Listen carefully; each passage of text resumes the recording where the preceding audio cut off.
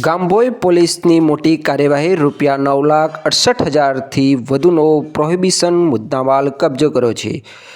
જોઈએ આજના સમાચાર। સાબરકાંઠા જિલ્લાના ગામભોઈ પોલીસ સ્ટેશન દ્વારા પ્રોહિબિશન વિરુદ્ધ નોંધપાત્ર કાર્યવાહી કરવામાં આવી છે। પોલીસ ટીમે ભારતીય બનાવટી વિદેશ દારૂ બિયર ટીન નંગ 1275 જેની કિંમત છે ₹3,88,720 છે, સાથે હુન્ડાઈ કંપનીની ક્રેટા કાર કિંમત ₹5 લાખ તેમજ મોટરસાઇકલ અને એક્ટિવાની કિંમત 80,000 એમ કુલ મળીને ₹9,68,720નો મુદ્દામાલ કબજે કર્યો છે।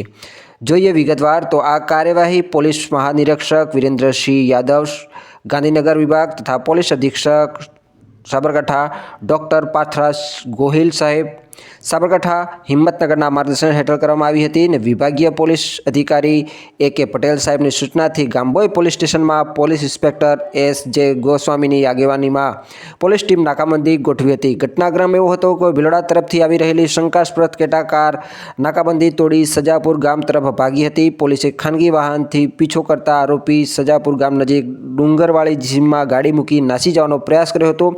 પોલીસે ગાડી તપાસતા પ્રોહિબિશનનો મુદ્દામાલ મળી આવ્યો છે અને કાનૂની કાર્યવાહી પણ કરવામાં આવી છે।